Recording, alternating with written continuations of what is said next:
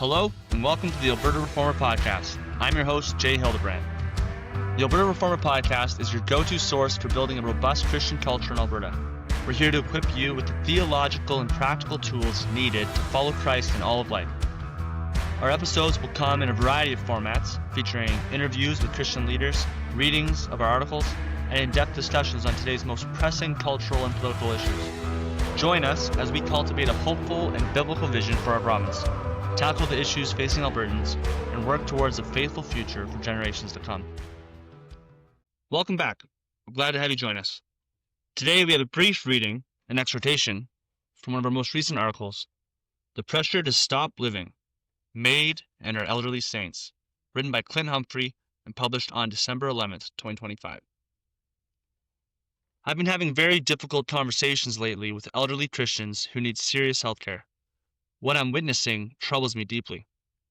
They are always offered the euphemism MAiD, medical assistance in dying.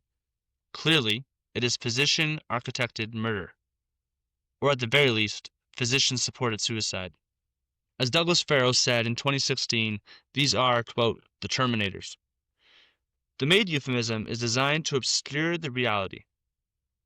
Assistance in dying, quote-unquote, sounds gentle, compassionate, even merciful. But strip away the clinical language and we're talking about doctors ending lives that God has not yet called home. What breaks my heart even more is this. Even the Christians, our brothers and sisters who know the sanctity of life, who have spent decades proclaiming that we are fearfully and wonderfully made, feel pressured by guilt to take fewer medical interventions and stop taking up space. The message from our medical system, bloated, bureaucratic, and broken, is this. You are a burden. Your life is no longer valuable.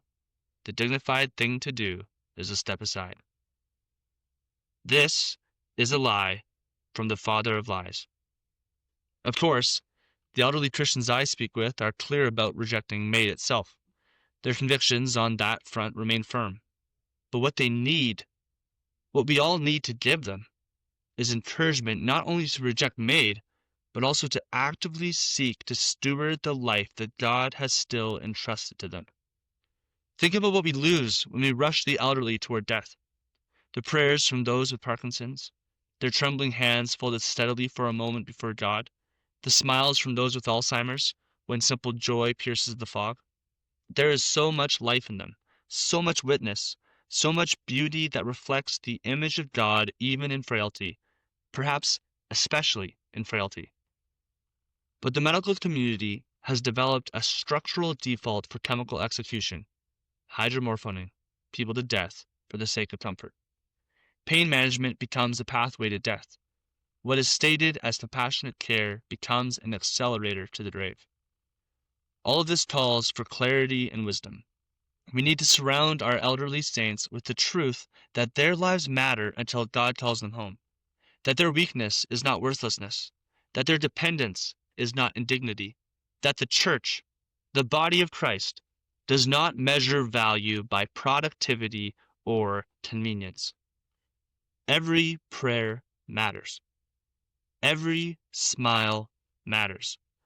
Every breath taken in faith glorifies the one who breathed life into us in the first place. Let us guard our elderly. Let us advocate for them. And let us remind them again and again that they are precious in God's sight and in ours. Thanks for listening to the Alberta Reformer Podcast. Our vision is a flourishing Alberta where the truth of the gospel shapes our homes, our communities, and our public life. If this episode was helpful, please share it with a friend who needs to hear it. To join us in this vital work, visit albertareformer.ca. There you can read more from our journal, subscribe to our newsletter, and partner with us financially. Your support is what makes this mission possible. Until next time, let's be faithful in seeking the good of our province for the glory of God.